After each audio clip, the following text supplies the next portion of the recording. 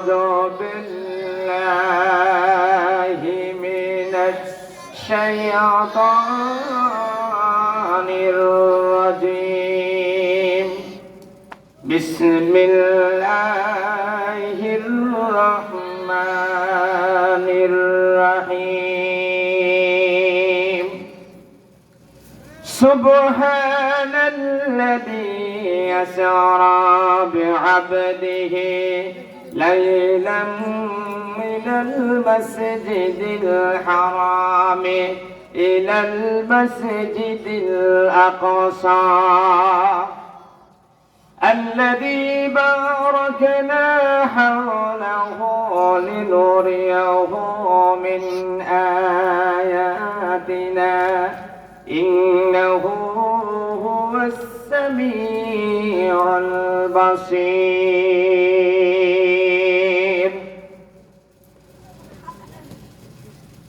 وعن مالك الأشعري رضي الله تعالى عنه قال: قال رسول الله صلى الله عليه وسلم: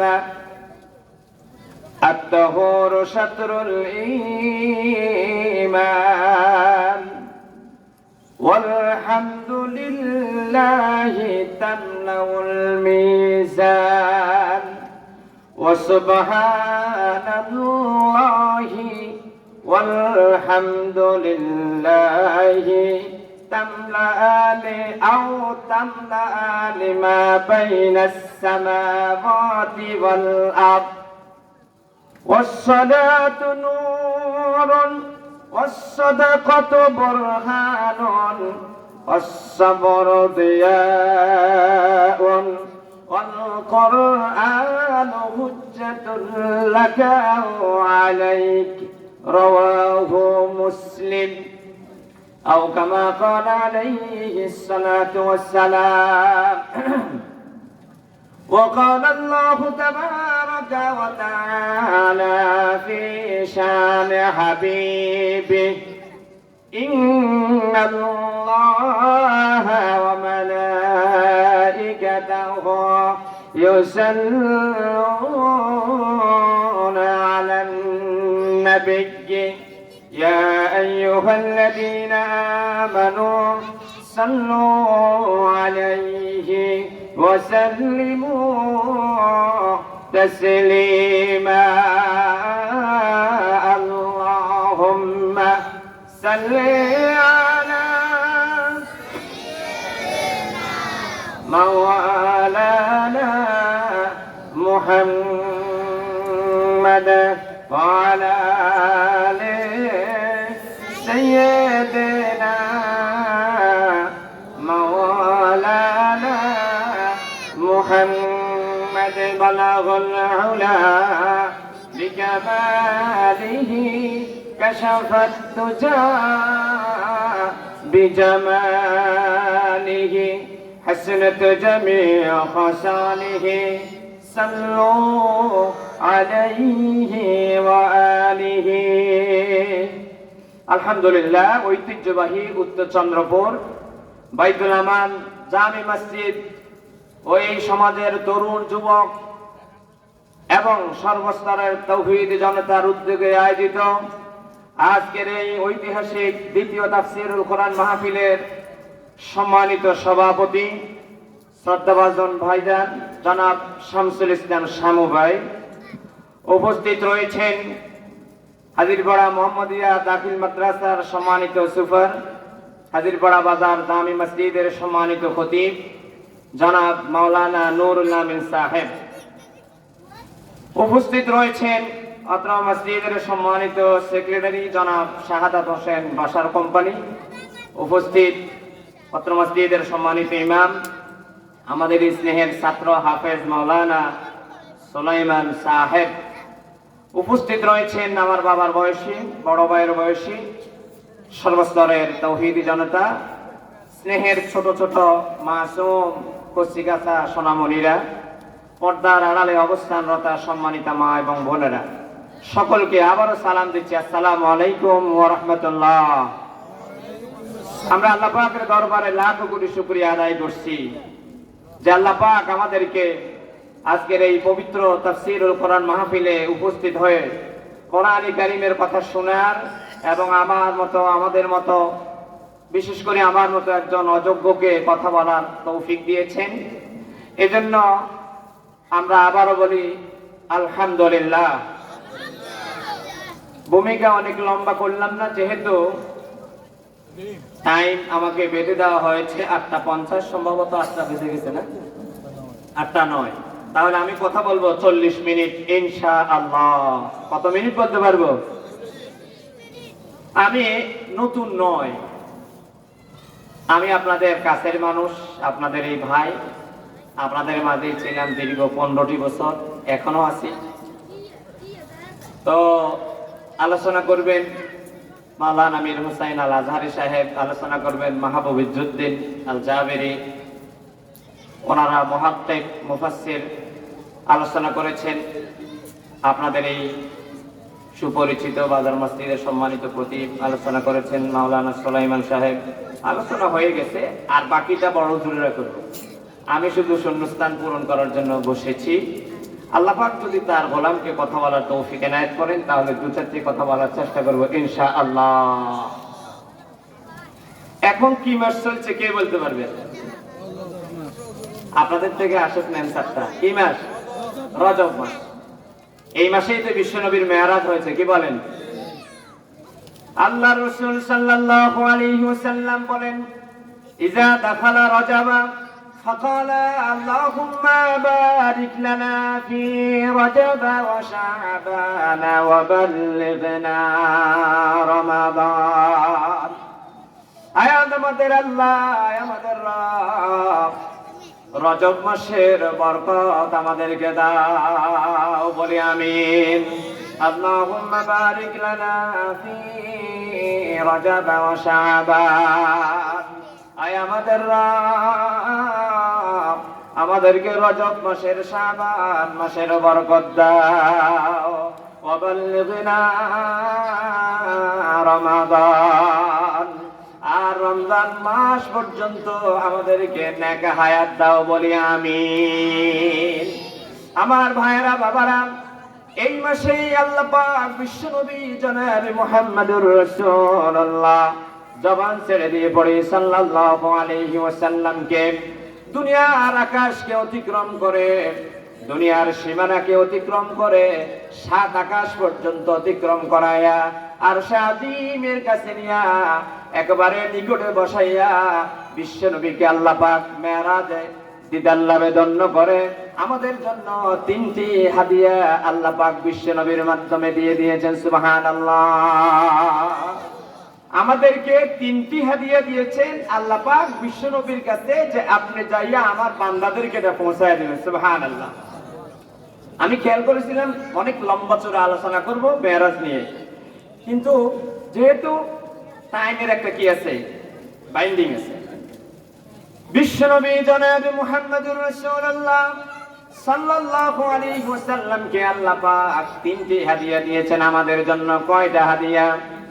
সবাই বলেন কয়টা হাদিয়া? 1 নাম্বার হলো নামাজ। 1 নম্বরে কি? 1 নম্বরে নামাজ দিয়েছেন। 2 নম্বরে সূরাতুল বাকারার শেষ 2টো আয়াত দিয়েছেন। 3 নাম্বার হলো যেই বান্দাগুলো শিরক করবে না, ওই বান্দাগুলোর যাবতীয় গুনাহগাতাগুলো আল্লাহ পাক maaf করে দিবেন। সুবহানাল্লাহ। এই 3টা খেয়াল রাখতে হবে। জমিনের দলিলের দাগ নাম্বার খেয়াল রাখতে পারেন তো? পারেন তো? তাইলে আজকের আলোচনা দাগ নাম্বার হলো 3টা। দাগ নাম্বার কয়টা বলেন? 1 নাম্বার হলো নামাজ, 2 নাম্বার হলো সূরা বাকারার শেষ 2 আয়াত, 3 নাম্বার হলো যারা শিরক করবে না, শিরক মুক্ত ইবাদত করবে। এই শিরক মুক্ত ইবাদত করার কারণে আল্লাহ পাক তার যাবতীয় সগীরা এবং তাওবা করলে কবিরা গুনাহগুলো maaf করে দিবেন। সুবহানাল্লাহ। এই 3টি হাদিয়া আল্লাহ পাক বিশ্বনবীকে উপহার দিয়েছেন আমাদের জন্য। কার জন্য? আমাদের জন্য। এই 3টা বিষয়ের উপর আজকে আমি আলোচনা করব ইনশাআল্লাহ। আমি আপনাদের সামনে একটি হাদিস শরীফ তেলাওয়াত করেছি নামাজ সংক্রান্ত। قال رسول الله صلى الله عليه وسلم الطهور شطر الإيمان। বিশ্বনবী বলেন পবিত্রতা হলো ঈমানের অঙ্গ। আলহামদুলিল্লাহ তামলাউল মিজান, যে ব্যক্তি আল্লাহর প্রশংসা করবে, আলহামদুলিল্লাহ পড়বে, আল্লাহ পাক তার জন্য মিজানের পাল্লা ভারী করে দিবে। সুবহানাল্লাহ ওয়া সুবহানাল্লাহি ওয়া আলহামদুলিল্লাহি তামলান। আল্লাহ রাসূল বলেন সুবহানাল্লাহ এবং আলহামদুলিল্লাহ যারা পড়বে আর এগুলো অনুযায়ী আমল করবে, সুবহানাল্লাহ মানে হলো আল্লাহ রাব্বুল আলামিন সকল প্রকার দুর্বলতা, অক্ষমতা, হীনতা, আবিলতা সব কিছু থেকে মুক্ত।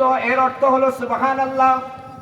যে ব্যক্তি আল্লাহ পাককে সর্বময় ক্ষমতার মালিক মনে করবেন, সকল প্রকার দুর্বলতা, অক্ষমতা, হীনতা, আবিলতা থেকে মুক্ত, এই কথাটা মনে প্রাণে দৃঢ়ভাবে বিশ্বাস করে সুবহানাল্লাহ শব্দটা উল্লেখ করবে, সাথে সাথে আলহামদুলিল্লাহ সকল প্রশংসা আল্লাহর, এই শব্দ দুটি উল্লেখ করবে। আল্লাহ রাসূল বলেন তামলাআনি মা বাইনাস সামাওয়াতি ওয়াল আরদ, আকাশ এবং জমিনে যতটুকু খালি জায়গা আছে সব খালি জায়গাটা সুবহানাল্লাহ আর আলহামদুলিল্লাহ পড়ার কারণে আল্লাহ রাব্বুল আলামিন তার আমলনামায় সমপরিমাণ নেকি দিয়ে ভরপুর করে দিবেন। সুবহানাল্লাহ। এরপর আল্লাহ রাসূল বলেন as-সালাতু নূরুন, নামাজ হচ্ছে আলো। কি বলছি বলেন, খেয়াল করছেন তো? কি নামাজের কথা তো বলছি। as-সালাতু নূরুন, নামাজ হচ্ছে আলো। বলেন as-সালাতু নূরুন, নামাজ হলো আলো। ওয়াস-সাদাকাতু বুরহানুন, আর দান সদকা হচ্ছে অকাট্য নাজাতের দলিল, বুরহান। সুবহানাল্লাহ। ওয়াস-সাবরু দিয়াউন, সবর করা, বিপদে মুসিবতে ধৈর্য ধারণ করা, এটা হলো আলো। এই আলো দিয়ে ফুলসিরাত পার হওয়ার মতো, ফুলসিরাত বৃদ্ধির মতো পার হতে এই আলোটা আমাকে আপনাদেরকে সাহায্য করবে। এরপরে আল্লাহ রাসূল বলেন আল কোরআনু হুজ্জাতুল লাকা ওয়া আলাইক, কোরআনে কারীম হচ্ছে আমাদের পক্ষে সুপারিশ করবে, অথবা কোরআনে কারীম আমাদের বিপক্ষে সুপারিশ করবে, মামলা দায়ের করবে। নাউজুবিল্লাহ। তাহলে আল্লাহ রাসূল মেরাজ থেকে হাদিয়া এনেছেন 3টা। এই হাদিস শরীফের ভিতরে আমরা 2টা পাইলাম। আজকের আলোচ্য বিষয় বলেছি আল্লাহ রাসূলকে 3টি হাদিয়া দিয়েছেন। 1 নাম্বার হলো নামাজ, 2 নাম্বার হলো সূরাতুল বাকারার শেষ 2টি আয়াত, মানে কোরআনে কারীমের অন্যতম 2টি আয়াত। এরপরে বিশ্বনবী বলেন 3 নম্বরে আল্লাহ পাক গোটা পৃথিবীর মানব মণ্ডলীর জন্য হাদিয়া স্বরূপ দিয়েছেন, যেই মানুষগুলো ইবাদত করতে গিয়ে শিরক করবে না, ওই মানুষগুলোকে আল্লাহ পাক মাফ করে দিবেন। সুবহানাল্লাহ। আমার ভাইয়েরা, বাবারা, নামাজ এমন একটি ইবাদত, এই ইবাদতের ফজিলত এত বেশি। আল্লাহ পাক বিশ্বনবীকে যত অর্ডার দিয়েছেন সব অর্ডার গুলো জিবরাইলের মাধ্যমে দিয়েছেন। একমাত্র কেবলমাত্র শুধুমাত্র নামাজের অর্ডারটা আল্লাহ পাক বিশ্বনবীকে দুনিয়ার সীমানা ছাড়িয়ে 7 আকাশ 7 জমিন অতিক্রম করাইয়া আর শাহজিমের কাছে নিয়ে বিশ্বনবীকে বললেন, বন্ধু আমার, আপনার উম্মতের জন্য আমি 50 ওয়াক্ত নামাজ উপহার দিলাম। সুবহানাল্লাহ। মেরাজ থেকে আসার টাইমে হযরতে মুসা কালিমুল্লাহর সাথে সাক্ষাৎ হলো। মুসা আলাইহিস সালাম জিজ্ঞাসা করলো, ও মুহাম্মদ, আপনি যে আল্লাহর দরবারে গেলেন, কি নিয়ে যাচ্ছেন? আপনার উম্মতের জন্য কি হাদিয়া দিয়েছে? বিশ্বনবী বললেন, আমাকে আমার মাওলা আমার উম্মতের জন্য 50 ওয়াক্ত নামাজ উপহার দিয়েছেন। সুবহানাল্লাহ। মুসা আলাইহিস সালাম বললেন, আমার উম্মতেরা যেই বিধানগুলো দিয়েছিল, নামাজ দিয়েছিল 2 ওয়াক্ত, তাও করতে পারে নাই। আপনার উম্মতদেরকে 50 ওয়াক্ত নামাজ দিল, আপনার উম্মতরা তো সেটা পালন করতে পারবে না। আপনি চান আল্লাহকে বলেন কিছু কাটছাট করার জন্য। 5 ওয়াক্ত কাটছাট হলো, আবার আসলো। মুসা আলাইহিস সালাম বলল, কয় ওয়াক্ত কমাইছে? বলল 5 ওয়াক্ত। বলল আবার যান। এইভাবে যেতে যেতেন সর্বশেষ আল্লাহ পাক 5 ওয়াক্ত দিলেন। বিশ্বনবী জনাবে মুহাম্মদুর রাসূলুল্লাহ সাল্লাল্লাহু আলাইহি ওয়াসাল্লামকে আল্লাহ পাক বললেন, ওগো বন্ধু, নামাজ দিয়েছি 50 ওয়াক্ত, আপনার উম্মতরা যদি 5 ওয়াক্ত নামাজ পড়ে, হাকিম লড়লেও হুকুম লড়ে না, আমার অর্ডার কোনোভাবে কমতি হবে না, সওয়াব থেকে আমি আপনার উম্মতদেরকে বঞ্চিত করব না। তার মানে হলো আপনার উম্মতেরা যদি 5 ওয়াক্ত নামাজ যথাযথভাবে আদায় করেন, আমি আল্লাহ আপনার উম্মতের আমল নামায় 50 ওয়াক্ত নামাজ আদায় করলে যে সওয়াব তারা পাইতো, আমি আল্লাহ পাক তাদেরকে সমপরিমাণ সওয়াব তাদের আমল নামায় লিপিবদ্ধ করে দিব। সুবহানাল্লাহ। তাহলে আমরা নামাজ পড়বো 5 ওয়াক্ত, সওয়াব পাবো কয় ওয়াক্তের? সবাই বলেন নামাজ পড়বো কয় ওয়াক্ত? কিন্তু প্রতিদান পাবো কয় ওয়াক্তের? তাহলে সওয়াব বেশি না কম হবে? তাহলে কারা কারা নামাজ পড়তে রাজি আছে একটু 2 হাত তুলে দেখায়, নারায়ে তাকবীর। আল্লাহ তাআলা আমার প্রিয় মুসলমান ভাইদেরকে 5 ওয়াক্ত নামাজ যথা টাইমে আদায় করার জন্য কবুল করে নিও বলি আমিন। আমার ভাইয়েরা বাবারা, নামাজ এত বড় ফজিলতপূর্ণ ইবাদত। আল্লাহ রাসূল সাল্লাল্লাহু আলাইহি ওয়াসাল্লাম বলেন, যে ব্যক্তি নামাজ 5 ওয়াক্ত আদায় করবে, as-salatu ইলাস সালাত, তারপরে আল জুমাতু ইলাল জুমাতে, আর রমজানু ইলার রমজানে কাফারাতুন লিমা বাইনাহুমা। আল্লাহ রাসূল বলেন, আল্লাহর কোন বান্দা যদি ফজর নামাজের পরে আবার যোহরের নামাজের জন্য অপেক্ষা করেন, যোহরের নামাজ আদায় করার পরে যদি আবার আসরের নামাজের জন্য অপেক্ষা করে, আল্লাহ রাসূল বলেন আসরের পরে মাগরিবের জন্য অপেক্ষা করে, মাগরিবের পরে ইশার জন্য অপেক্ষা করে, ফাযালিকুমুর রিবাত, ফাযালিকুমুর রিবাত। রিবাত এটা আরবি শব্দ। রিবাত বলা হয় ওই ব্যক্তিকে যেই ব্যক্তি অস্ত্র শস্ত্র নিয়ে সীমান্ত পাহারা দেয়। বিদেশের কোন শত্রু যদি এই দেশে ঢুকে, সাথে সাথে ফায়ার করে গুলি করে দিবে। যেমন আমাদের দেশের বিজিবি, তাদের চোখ সব সময় থাকে ভারতের কোন লোক যদি ঢুকে। আবার ভারতের বিএসএফ এর দায়িত্ব হলো বাংলাদেশের কোন লোক যদি তাদের দেশে ঢুকে, সাথে সাথে ফায়ার করবেন। আল্লাহ রাসূল বলেন, আল্লাহর কোন বান্দা যদি ফজরের পরে যোহরের নামাজের জন্য অপেক্ষা করে, হুজুর বললেন ফাযালিকুমুর রিবাত, আল্লাহ রাসূল বললেন তারা হলো ওই মুজাহিদের মতো পদমর্যাদা পাবে যে মুজাহিদ জিহাদের ময়দানে, যুদ্ধের ময়দানে অস্ত্র তাক করে বসে আছে, প্রতিপক্ষ কাফের বাহিনী আসলে তাকে হত্যা করবে। আল্লাহ রাসূল বললেন ওই মুজাহিদরা যেমন অস্ত্র নিয়ে অপেক্ষা করে, শত্রুর অপেক্ষা করে, শত্রুকে দুনিয়ার মুখ থেকে বিদায় করে মুজাহিদের পদমর্যাদা পাবে, গাজীর মর্যাদা পাবে। আল্লাহর কোন বান্দা যদি ফজরের নামাজের পরে যোহরের জন্য অপেক্ষা করে, নামাজের জন্য অপেক্ষা করলো, কিন্তু আল্লাহ রাসূল বলেন শুধু তাই নয়, এই ব্যক্তিকে জিহাদের ময়দানে জিহাদ করা অবস্থায় মুজাহিদরা যে সওয়াব পাবে, 1 ওয়াক্ত নামাজ থেকে আর 1 ওয়াক্ত নামাজের জন্য অপেক্ষা করলে সমপরিমাণ সওয়াব পাবে। সুবহানাল্লাহ। বুঝছেন তো? শত্রু বাহিনীর মোকাবিলার জন্য কেউ যদি অস্ত্র ত্যাগ করে রাখেন জিহাদের ময়দানে, এর মানে হলো ফজর থেকে যোহর পর্যন্ত কেউ যদি জিহাদের ময়দানে অস্ত্র তাক করে রাখেন, শত্রু আসলেই হত্যা করবে। ওই ব্যক্তি গাজী হিসাবে অথবা শহীদ হয়ে গেলে আল্লাহ পাক তাদেরকে জান্নাতের পদমর্যাদা দিবেন। আল্লাহ রাসূল বলেন ইনতিজারুস সালাতি ইলাস সালাতি ফাযালিকুমুর রিবাত, ফাযালিকুমুর রিবাত। আল্লাহর কোন বান্দা যদি 1 ওয়াক্ত নামাজ আদায় করার পরে আর 1 ওয়াক্ত নামাজের অপেক্ষা করে, ওই মুজাহিদরা জিহাদের ময়দানে গিয়ে যেই সওয়াব পাইলো, আল্লাহ রাসূল বলেন তাদের আমলনামায় সমপরিমাণ সওয়াব লিপিবদ্ধ করে দেওয়া হবে। সুবহানাল্লাহ। আমার ভাইরা, আল্লাহ রাসূল বলেছেন কেউ যদি জিহাদের ময়দানে 1 দিন সময় ব্যয় করেন, 1 মাস, আরেকটি রাওয়ায়াতে এসেছে 1000 দিন, 1000 রাত দাঁড়িয়ে দাঁড়িয়ে তাহাজ্জুদ নামাজ পড়লে, 1000 দিন দিনে রোজা রাখলে যে সওয়াব পাইলো, আল্লাহর রাস্তায় যারা মুজাহিদ তারা সমপরিমাণ সওয়াব পাইলো।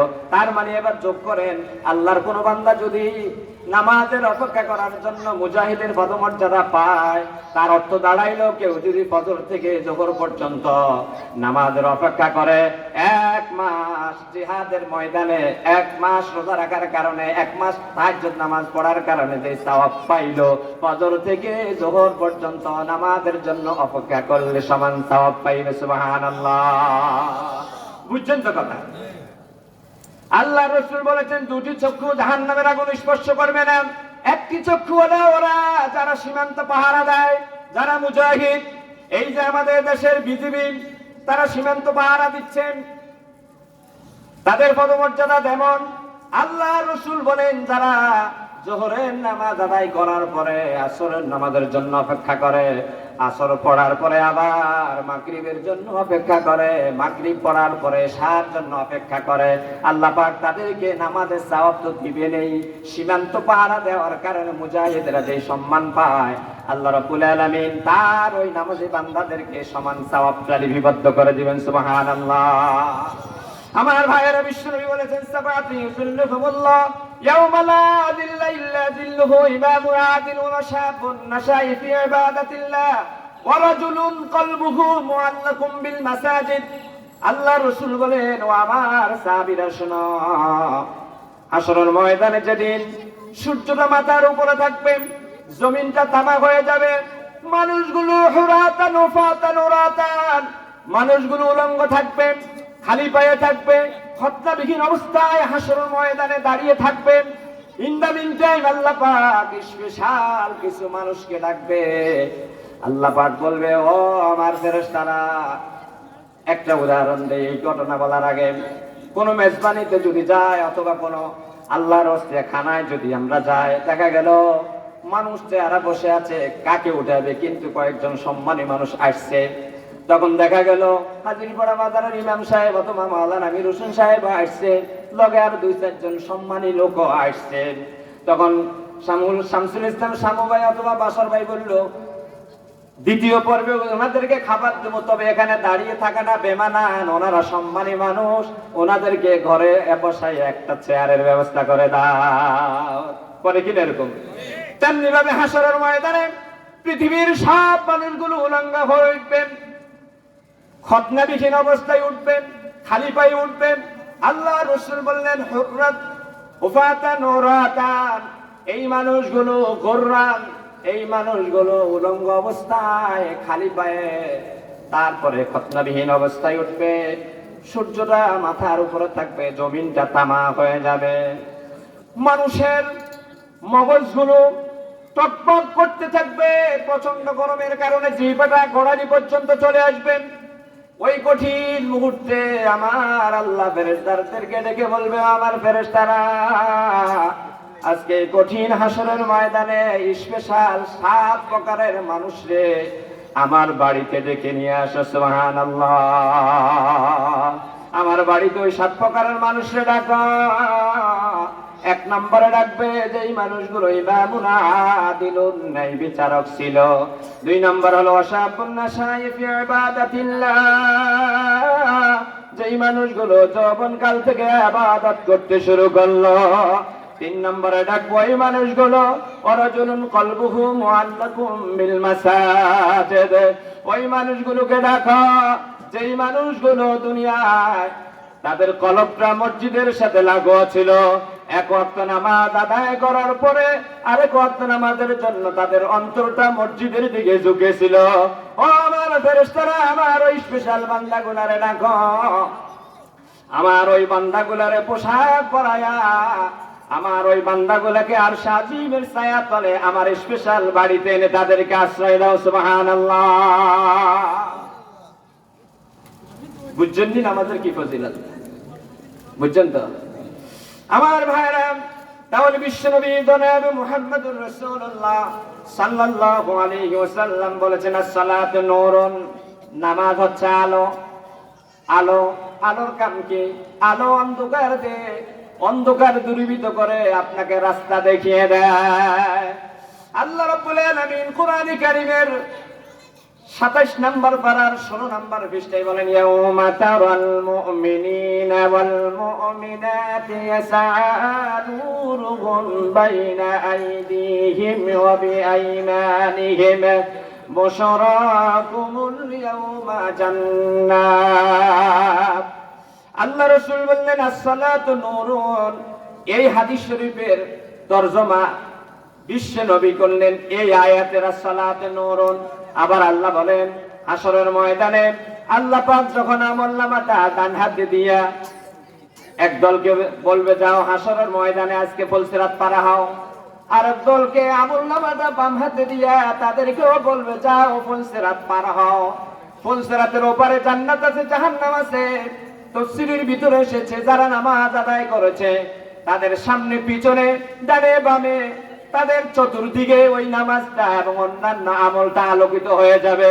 বিশ্বনবী এজন্য বলেছেন আসসালাতু নূরুন, বান্দা তোমাদের আমার বিশ্বনবী বললেন ও আমার উম্মতেরা তোমাদের নামাজ হলো আলো।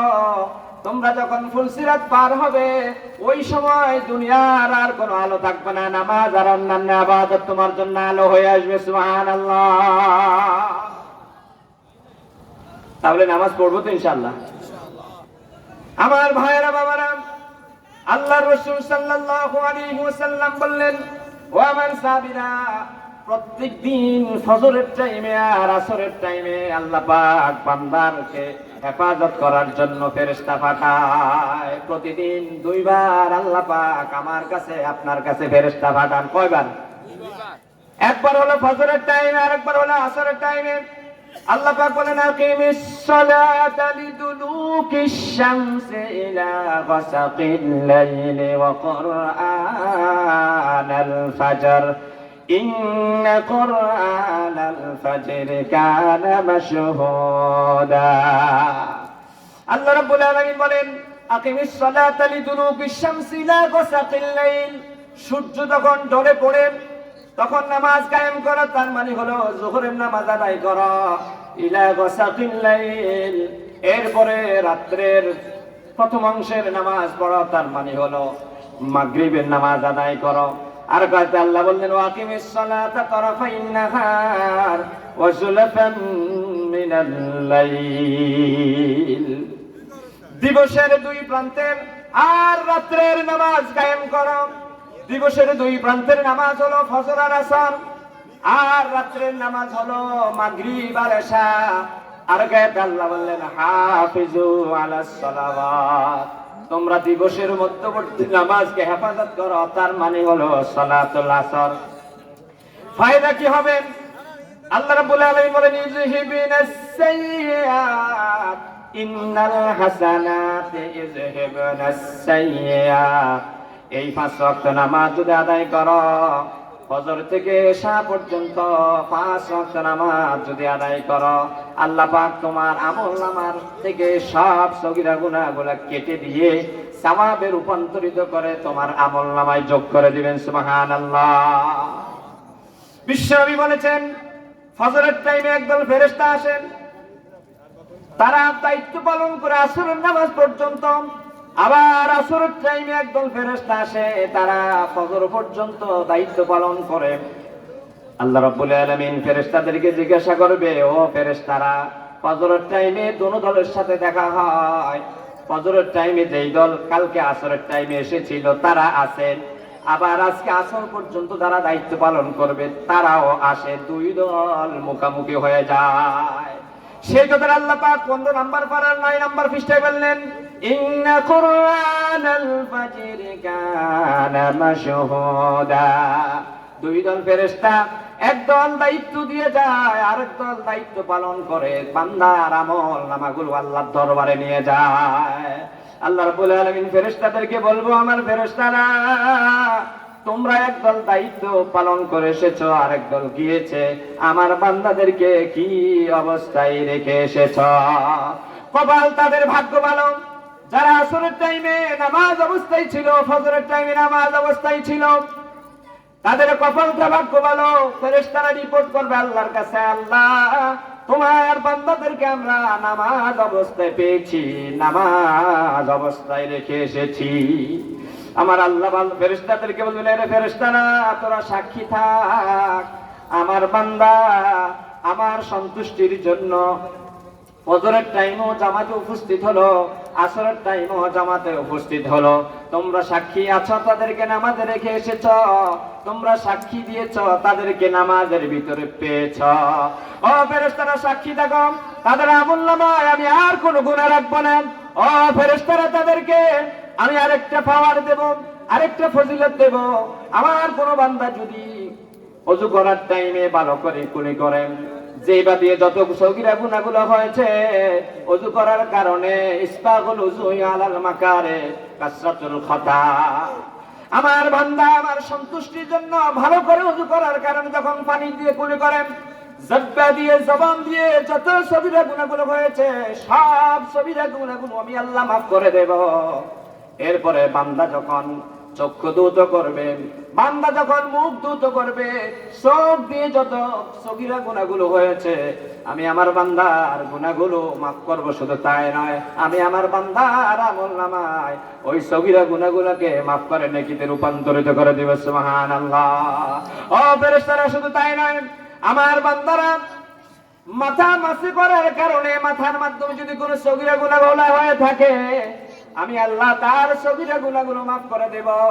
সর্বশেষ আমার বান্দা যখন ওযু করার টাইমে পাটা দ্রুত করবে, পা দিয়ে যত সগীরা গুনাহগুলো হয়েছে এক কথায় আপাদমস্তক দিয়ে ফজর থেকে যোহর পর্যন্ত যেই সগীরা গুনাহগুলো হয়েছিল আমার বান্দা নামাজের প্রতি ভক্তি শ্রদ্ধা থাকার কারণে আমি আমার বান্দার সব গুনাহ খাতাগুলো মাফ করে দেব। সুবহানাল্লাহ।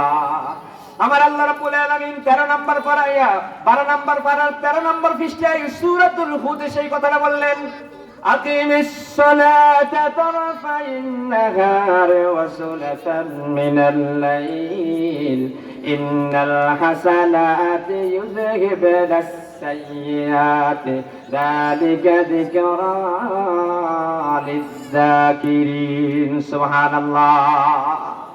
আমার ভাইয়েরা বাবারা, নামাজ এত ফজিলতপূর্ণ ইবাদত, বিশ্বনবী বলেছেন লা সালাতা লিমান লা দীনা, যার নামাজ নাই তার ঈমান নাই। বলেন, যার নামাজ নাই তার কি নাই? যার নামাজ নাই তার ঈমান নাই। আল্লাহ রাসূল বলেছেন নামাজ যদি না পড়ে তার অন্যান্য আমলগুলো ঝুলন্ত থাকবে। ক্বালা রাসূলুল্লাহ সাল্লাল্লাহু আলাইহি ওয়াসাল্লাম, আলা উনাব্বিকুম বিআকবারিল কাবায়ের।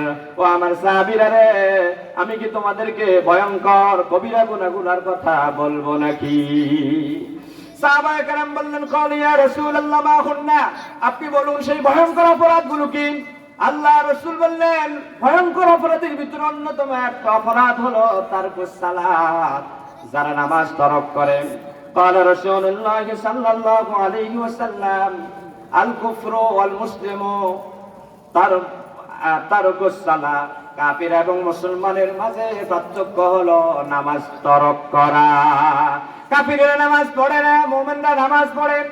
সুতরাং যারা নামাজ পড়ে তারা মুমিন, যারা নামাজ পড়ে না কাফিরদের সাথে আর এদের সাথে কোনো পার্থক্য নেই। কে বলেছেন? আমার ভাইয়েরা বাবারা, কিয়ামতের দিন বিশ্বনবী জনাবে মুহাম্মদুর রাসূলুল্লাহ বলেছেন, কিয়ামতের দিন আমার আপনার সর্বপ্রথম যে ইবাদতের হিসাব হবে তার নাম হলো নামাজ। قال رسول الله عن ابي هريره رضي الله تعالى عنه قال قال رسول الله صلى الله عليه وسلم, আল্লাহর হাবিব বলেন কিয়ামতের দিন আউয়ালু মা ইউহাসাবু বিহিল আবদু ইয়াউমাল কিয়ামাতিস সালাহ, কিয়ামতের দিন সর্বপ্রথম আল্লাহ পাক বান্দার আমলনামা যখন খুলবেন ওই আমলনামার যে চ্যাপ্টারটা প্রথম উঠাবেন, প্রথম দেখবেন সেই চ্যাপ্টারটার নাম হলো সালাত। সেই চ্যাপ্টার নাম কি? আমার ভাইয়েরা বাবারা, আল্লাহর রাসূল বিশ্বনবী জনাবে মুহাম্মদুর রাসূলুল্লাহ সাল্লাল্লাহু আলাইহি ওয়াসাল্লাম সালাতুল মাগরিব মসজিদে নববীতে পড়লেন। আয়েশার হুজরায় প্রবেশ করলেন। ইন দ্য মিন টাইম প্রচন্ড জ্বর আল্লাহর রাসূলের আক্রান্ত করেছে। হুজুরের প্রচন্ড মাথার ব্যথা শুরু হয়ে গিয়েছে। হুজুর আয়েশাকে বললেন, আয়েশা আমার গায়ে প্রচন্ড জ্বর, জ্বরের তীব্রতার কারণে আমার মাথা যন্ত্রণা বেড়ে গিয়েছে। আল্লাহর রাসূল সাল্লাল্লাহু আলাইহি ওয়াসাল্লাম মসজিদে নববীর দিকে তাকিয়ে আছেন। সালাতুল ইশার আযান হয়ে গেল। আল্লাহর রাসূল খবর পাঠাইলেন আবু বকরের, ও আবু বকর, আমার অনুপস্থিতিতে তুমি মসজিদে জামাতের ইমামতির দায়িত্ব পালন করো। সাহাবায়ে কেরাম বুঝতে পেরেছেন মনে হয় আল্লাহর হাবিব আমাদের মাঝ থেকে মনে হয় বিদায় নিয়ে চলে যাবেন। সালাতুল ইশার নামাজে সাহাবায়ে কেরাম দাঁড়ায় গেলেন। সাহাবায়ে কেরাম পোপায়া পোপায়া কান্দে। ওদিকে আল্লাহর রাসূল তিনি নিজেও পোপায়া পোপায়া কান্দে। আম্মা জান আয়েশা থেকে বর্ণিত, হুজুরের চক্ষু মুবারক থেকে পানি বেয়ে বেয়ে, দাড়ি মুবারক বেয়ে বেয়ে হুজুরের বিছানায় চক্ষু থেকে পানিগুলো পড়তে আসে। আল্লাহর রাসূল মসজিদে নববীর দিকে তাকিয়ে পাকে পাকে কাঁদেন, আবার পাকে পাকে হাসেন। হুজুরকে আয়েশা প্রশ্ন করলেন, ইয়া রাসূলুল্লাহ, কাঁদেন একবার আবার হাসেন কেন? হুজুর বললেন, আয়েশা রে, এই নামাজ প্রতিষ্ঠিত করার জন্য আমি যখন তায়েফের ময়দানে গিয়েছিলাম রে আয়েশা, তায়েফের রাজনীতিবিদেরা, তায়েফের ওই যে ধর্মনিরপেক্ষতা মতবাদী লোকেরা, তারা ছোট্ট ছোট্ট শিশুদেরকে লেলিয়ে দিয়েছিল আমাকে পাগল বলার জন্য। শেষ পর্যন্ত তায়েফের যুবকেরা পর্যন্ত আমাকে পাথর মেরে ক্ষতবিক্ষত করেছিল। ও আয়েশা, এই নামাজ কায়েম করার জন্য আমি উহুদের ময়দানে আমার দান্দান শহীদ হয়েছেন। ও আয়েশা, এই নামাজ কায়েম করার জন্য 28টি যুদ্ধের আমি নেতৃত্ব দিতে হয়েছে আয়েশা। এই নামাজ কায়েম করতে গিয়ে যত ক্ষত বিক্ষত হয়েছি, ওই চিত্রগুলো আমার মনের ভিতরে ভেসে উঠেছে, এজন্য আমি কাঁদি রে আয়েশা। আয়েশা প্রশ্ন করলেন, ইয়া রাসূলুল্লাহ, আবার হাসেন কেন? হুজুর বললেন, আয়েশা রে, নামাজের যে দৃশ্য দেখলাম, আমার মনে হয় কিয়ামত পর্যন্ত পৃথিবীর সব মসজিদগুলোতে আমার উম্মতেরা এইভাবে সারিবদ্ধ হয়ে নামাজ আদায় করবে। কিয়ামতের দিন অসংখ্য নবীর উম্মতদের মাঝে আমি আমার নামাজি উম্মতদেরকে নিয়ে জান্নাতে যেতে পারবো। সুবহানাল্লাহ। মসজিদে নববীর এই দৃশ্য দেখে আমার তৃপ্তি আসে, এজন্য আমি মাঝে মাঝে হাসি। আমার ভাইরা, নামাজ শেষ হয়ে গেল। সাহাবায়ে কেরাম আসলেন হুজুরের কাছে। হুজুর সাহাবায়ে কেরামদেরকে বললেন, ও আমার সাহাবীরা, কুল মা কুনতুম বিদআম মিনার রাসূল, আমি কোন নতুন রাসূল নয়, আমার পরে আর কোন রাসূল আসবে না। আমার আগে অনেক রাসূল এসেছিল। সব রাসূলরা, সব নবীরা ইন্তেকাল করেছেন আল্লাহর অর্ডারে। ও আমার সাহাবীরা, আমার ইন্তেকালের পরে তোমরা কান্নাকাটি করিও না। ইন্নাকা মাইয়িতুন ওয়া ইন্নাহুম মাইয়িতুন, তোমরাও মৃত্যুবরণ করবে, আমিও মৃত্যুবরণ করবে। ও আমার সাহাবীরা, আমি তোমাদের কাছে আমার জীবনের শেষ দুটো উপদেশ তোমাদেরকে দিয়ে যাচ্ছি। ও আমার সাহাবীরা, সালাত আসসালাত মা মালাকাত আইমানুকুম, ও আমার সাহাবীরা, যখন যেখানে থাকো, যে অবস্থায় থাকো, আমার সাহাবীরা রে, আগে নামাজ আদায় করবে, আর তোমার অধীনস্থ চাকর চাকরানী কর্মচারীর প্রতি সজাগ থাকবে। সুবহানাল্লাহ। তাহলে আল্লাহ রাসূলের জীবনের শেষ উপদেশ হলো নামাজ। আল্লাহ রাসূলকে যখন ওয়াদা দিলেন, আল্লাহ রাসূলকে যখন নামাজের ওয়াদা দিলেন, মেরাজ থেকে এসে তিনি তার আহলে বাইতদেরকে ডাকলেন, আত্মীয় স্বজন সবাইকে ডাকলেন। ওয়া আমুর আহলাকা বিস-সালাতি ওয়াসতাবির আলাইহা। 16 নম্বর পারার 20 নম্বর পৃষ্ঠায় আল্লাহ পাক বলেন, আমার রাসূলকে আমি ওয়াদা দিয়েছি, আপনাকে মেরাজের রজনীতে আমি নামাজ দিয়েছি। নামাজের এত ফজিলত, নামাজের এত মর্যাদা, দুনিয়ায় আমি জিবরাইলকে পাঠাইয়া অর্ডার দিতে পারতাম, কিন্তু সব ইবাদতের মূল হলো নামাজ। নামাজ আছে তো সব ইবাদত আমল নামায় যোগ হবে, নামাজ নাই কোন ইবাদত আমল নামায় যোগ হবে না। ও আমার বন্ধু, আমরা হালাকা বিস-সালাতি ওয়াসতাবির আলাইহা, নামাজের ওয়াদা যখন দিয়েছি, সাধারণ মানুষকে নামাজের ওয়াদা দেওয়ার আগে আপনাকে আমি আয়াত দিয়ে বুঝিয়ে দিলাম, আগে আপনার আত্মীয় স্বজন, আপনার আহাল যারা, তাদেরকে নামাজের ওয়াদা দেন। وَأَمُرْ أَهْلَكَ بِالصَّلَاةِ وَاسْتَبِرْ عَلَيْهَا। আল্লাহ রাব্বুল আলামিন ওয়াদা দিলেন, নবী গো, আপনার আহাল, আপনার আত্মীয় স্বজন, আপনার পরিবারের সদস্যদেরকে আগে নামাজের কথা বলুন। বন্ধুরা আমার, বাবারা আমার, আল্লাহ রাব্বুল আলামিন বলেন, ইয়া আইয়ুহাল্লাযীনা আমানু কু আনফুসাকুম ওয়া আহলিকুম নারা। আল্লাহ রাব্বুল আলামিন বলেন, হে ঈমানদারেরা, তোমরা নিজেরা জাহান্নামের নরকাগ্নি থেকে বাঁচাও, জাহান্নামের কঠিন শাস্তি থেকে নিজেরা বাঁচাও, নিজেদের আহাল যারা, তাদেরকেও জাহান্নামের আগুন থেকে বাঁচাও। আমাদের জাতির পিতা ইব্রাহিম খলিলুল্লাহ, জাতির পিতাকে বয়ফ্রেন্ড নাকি আছে নাকি এখন তারা? জাতির পিতাকে, আর জোরে বলেন, জাতির পিতাকে। আমি বলি না, কে বলেছে? মিল্লাতা আবিকুম ইব্রাহিম হুয়া সাম্মাকুমুল ইমামুল মুসলিমিন। তোমাদের জাতির পিতা আমি নির্ধারণ করেছি ইব্রাহিম, তোমাদের নাম মুসলমান তাও নির্ধারণ করেছে তোমাদের জাতির পিতা ইব্রাহিম। সুবহানাল্লাহ। এই ইব্রাহিম খলিলুল্লাহর উপর 2 ওয়াক্ত নামাজ ফরজ ছিল। নামাজের পরে হযরত ইব্রাহিম খলিলুল্লাহ যে দোয়াটা করতেন 13 নম্বর পারার 18 নম্বর পৃষ্ঠায় সূরা ইব্রাহিমে আল্লাহ পাক সেই কথাটা কোট করেছেন। আল্লাহ রাব্বুল আলামিন বলেন আকিমিস সালাতা রব্বি জাআলনি মুকিমাস সালাতি ওয়া মিন যুররিয়াতি রাব্বানা ওয়া তাকাব্বাল দুআ। ইব্রাহিম খলিলুল্লাহ যখনই নামাজ পড়তেন নামাজ শেষে আল্লাহর কাছে দোয়া করতেন রব্বি জাআলনি মুকিমাস সালাতি, আয় আল্লাহ আমাকে নামাজ কায়েমকারী হিসেবে কবুল করো। ওয়া মিন যুররিয়াতি, আল্লাহ আমার প্রজন্ম আমার পরবর্তী সন্তান সন্ততি যারা আসবে আল্লাহ তাদেরকেও নামাজ কায়েমকারী হিসেবে কবুল করো বলি আমিন। আমার ভাইয়ের বাবারা, হযরত লোকমান হাকিম তিনি ছিলেন একজন কৃতদাস, একজন নিগ্র কালো মানুষ, যার জবান দিয়ে কথাটা স্পষ্ট আসতো না, পায়ের মুড়িয়া ছিল বাঁকা, কথা বলতে পারতো না, জবান ছিল জড়তা, হাঁটতে পারতো না। এই কালো মানুষটিকে আল্লাহ পাক একদিন স্বপ্ন যুগে অর্ডার দিলেন, ও আমার লোকমান তুমি কি নবুয়তি চাও না তুমি হিকমত চাও? আলহামদুলিল্লাহ, আমাদের সম্মানিত বিশেষ মেহমান আপনাদের সকলের শ্রদ্ধাভাজন, আমারও শ্রদ্ধাভাজন মাওলানা আমির হোসেন সাহেব এসেছেন। আলহামদুলিল্লাহ, ওই এই টাইম হয়ে গেছে আর কমিতেছে। হযরত লোকমান আল্লাহর কাছে বললেন রব্বুল আলামিন আমি নবুয়তি চাই না, আমাকে হিকমত দাও। আমার আল্লাহ লোকমানকে হিকমত দিলেন, সেই কথাটাও সূরাত লোকমানে কোট করলেন। আল্লাহ রাব্বুল আলামিন বলেন ওয়ালাকাদ আতাইনা লুকমানাল হিকমাতা আনিশকুর লিল্লাহ, আমি আমার লোকমানকে হিকমত দিয়েছি, সে আমার কৃতজ্ঞতা প্রকাশ করেছে। সুবহানাল্লাহ।